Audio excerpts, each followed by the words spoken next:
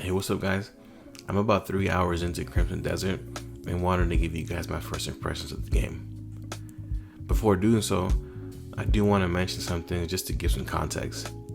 I essentially went into this game blind with no real hopes or expectations.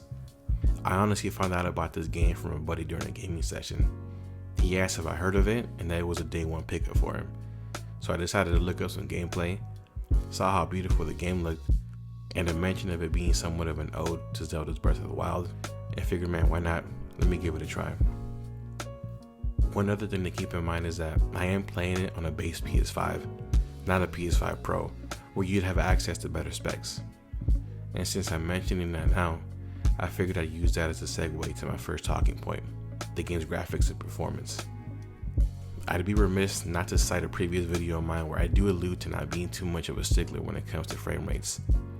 As long as the game looks great and doesn't have any digital artifacts, you won't get too many complaints from me. That being said, I still like to check out how well a game's performance mode runs, and my goodness, man, it was very noticeable how the graphics took a hit when running the game in this mode. Now, I'm not too savvy on the technical side of things, but I would have to imagine my monitor may be contributing to how the game performs in this mode. Since I'm currently using a Samsung with a max refresh rate of 60Hz, max 4K resolution, and HDMI 2.0, not a 2.1, so it's safe to say I'm not allowing the console to run to its full capabilities. I'm definitely not saying the game is unplayable for me in performance mode, it's just very noticeable. Regardless, whenever presented the choice, I've always made sure a game's fidelity was never too compromised, as a balanced experience is the selection I always make. Comparing the game's quality mode to its balance mode, the choice was super easy for me. Balance is the way to go. For one, the difference graphically between the two is very, very minimal in my opinion. I had to hyper focus on something to find the differences between the two. It was so little that the lower refresh rates you get in quality mode, which was noticeable, are definitely not worth it.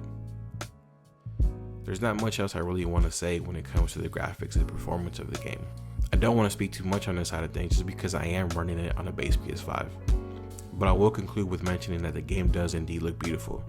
It did live up to what I saw in the trailer, while having an understanding that the footage was most likely from a pro console. I knew what I was signing up for purchasing the game, and still impressed with how amazing it looks. Now that we got that out of the way, I want to talk about the game itself. It's actually pretty decent, and the story hooked me almost immediately. The game begins with taking control of the main protagonist, Cliff, a member of the Greymane faction.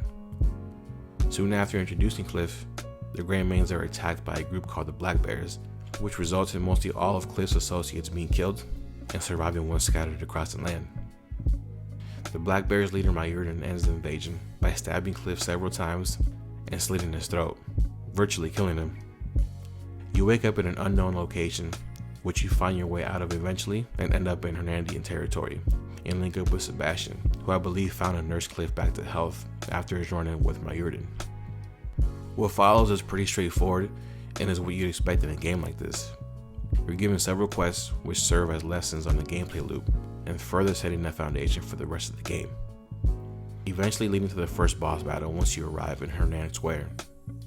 The combat system is decent and sometimes satisfying when you pick up the timing on the counters. I imagine it only gets better once you progress Cliff more into the game and level up his skill tree, unlocking even more mechanics and moves. The only gripe I do have with the game so far, and fully understand it's more of a me problem, is how clunky the game feels. Controlling Cliff feels somewhat of a chore in certain instances. The best way I can describe this is by comparing it to how weighted the gameplay feels in Red Dead Redemption 2, which I absolutely dread. I'm definitely aware that this is subjective, but it's hard not to compare how fluid controlling Ellie is in The Last of Us Part 2 when I'm struggling to move Cliff how I want him to in Crimson Desert. I found myself getting annoyed when the prompt to interact with an NPC or an object going away when I position myself what feels like a millimeter past where the game wanted me to be. It feels like you have to tap the left stick a few times to reposition yourself to get an interaction prompt back, and also find myself jumping in place thinking I wasn't in the right position to pick up a cricket or flowers. Jumping from one platform to another also felt very weighted due to the clunkiness of the game. All in all, and gripes aside, I have enjoyed my time with the game so far. I love the idea of being able to interact with anything and everything in this large and beautiful map. I will say it will take me some time to fully beat this game though, just based off the sheer content it has to offer. 2026 being the best year in the PS5's life cycle won't help either due to the bangers we'll be getting the remainder of the year. And honestly, I can't wish for anything better than that. I don't want to rush through this game because I am prone to burnout. It happened to me with Elden Ring. I was 90 hours in and just needed a break from it. It's been over a year and I have yet to boot the game back up. The last thing I wanted to touch on is the discourse online around the game. I've heard rumblings of the mixed reviews this game has gotten, but I've stayed away from exposing myself to them because I want to form my own opinion. Who knows, 20 hours later I might like it even more or completely change my mind.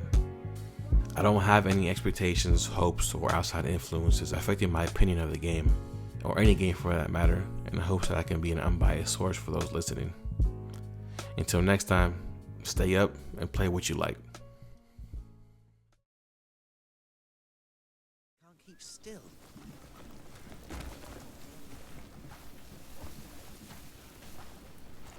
You fell on purpose!